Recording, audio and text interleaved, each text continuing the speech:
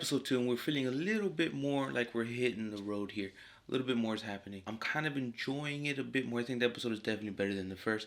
We're talking Loki Season 2, Episode 2, Breaking Bad. So overall, I like the episode. I mean, the title's kind of funny, especially if you're a Breaking Bad fan. I really like the idea of where it's building. So, we had a feeling that Docs was up to no good. I kind of was thinking she was going to go after multiple timelines and start to prune them. I just didn't expect it to happen in episode 2. I thought it was going to be a little bit more of a build up, a development. In episode 3 or 4, we were going to see that she was, just pruning and just disappearing and have that reaction that we get in this episode.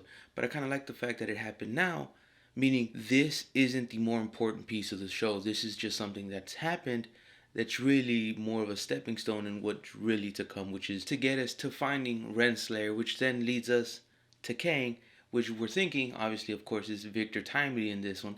But is it just Victor Timely? Is Victor Timely going to be a Kang from a different occasion who was shot back to the past and is incognito, like Ramtut? Or is Victor Timely just going to be another variant from that specific timeline? And he always usually has his own agenda, as they kind of all do. Is Victor Timely the one who becomes He Who Remains? So these are the questions that are presenting themselves. And like I said, I like the fact that they showed us this kind of sad moment, because you see this moment when they're just looking at the timeline and just seeing all of it basically be pruned, or most of it, and just have this moment of failure. They failed. All those billions of people are dead. They ceased to exist. And because they made a mistake. That aspect was really cool. The emotional connection, the draw. And you can just see everyone's face just fall. So I like that, because they're letting us know there's consequences, although we don't know or interacted with any of those branches. But it's basically letting us know that, yes, this is something that happened.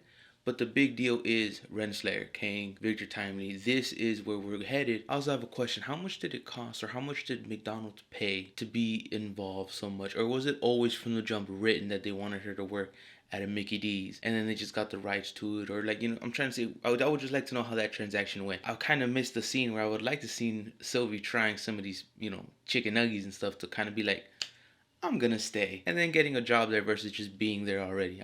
I missed that little moment. I was hoping we'd get it, but it was good to see her back. You see the conflict between her and Loki. The moment that Brad has with Loki in the cell is crazy. Like when he's calling him out and he's talking about his mother, and you see him almost lose it. I definitely expected Loki to murder him on the spot. I was like, ooh, Brad about to die. I've kind of expected it to go there, but you could also see the character's growth where he held back enough. He was able to play with Brad's perspective of him being a villain, using the torture device to get information out of him. So I did like that play to kind of get a little bit of Loki is kind of still a villain. Like, he's technically more hero now, but he still has that little dark side in him, enough to use it in such circumstances. Although this episode is a tiny bit of a filler, because it reconnects Loki and Sylvie. It shows the pruning of, I don't know, maybe 80% of the branches, which also makes me beg another question, is has that bought them enough time to where Obi was like, yo, we're gonna die. Like, I can't get this open to fix it. I got the machine, but I can't open the blast doors. Now that a good chunk of these branches have been pruned, did that elongate the amount of time they have to get He Who Remains, Kang, or a Kang variant there, or Miss Minutes on their side somehow to open the blast doors to fix it? I would assume there's a little less stress on the machine. And then we get two great references, or two interesting references. I mean, you get Zaniac, who is Brad's movie where he's playing Wolf, but Zaniac being a demon sent by Dormammu. It's a cool reference. I would be more intrigued if we've had actual, more demon involvement, more Dormammu involvement, more of the Hell Lord's involvement already.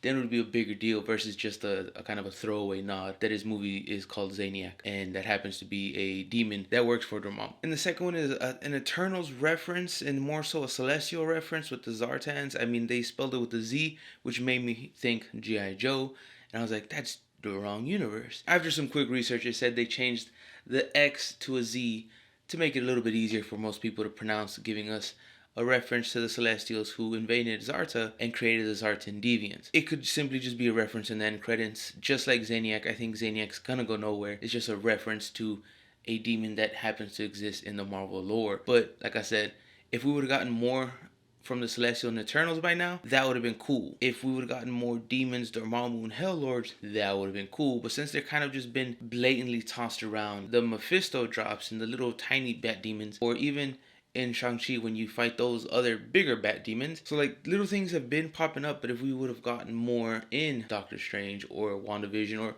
where you would assume they would belong because they go with the characters. These things would be cooler in that sense, but right now they're just kind of tossaways.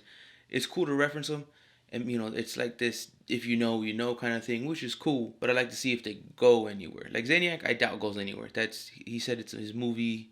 He's playing Brad Wolf. Cool, nice little reference. The Zartan one, though, may have some repercussions, especially because Homeboy said he's like, I will judge, and yeet it out of there. So that one may have a bit more of a lively connection to the future. But I want to hear your thoughts. How you feeling about the show so far? I mean, we are 2 episodes in. Episode 2, without question, the better of the 2. It's a little bit more lively. I love the fact that we got to see Loki be Loki, using his magic and his mischievous ways. He is a god at the end of the day. Let's use some of that power, and I like that we got to see it. But I want to hear your thoughts, comments, questions, concerns. How'd you feel about the episode?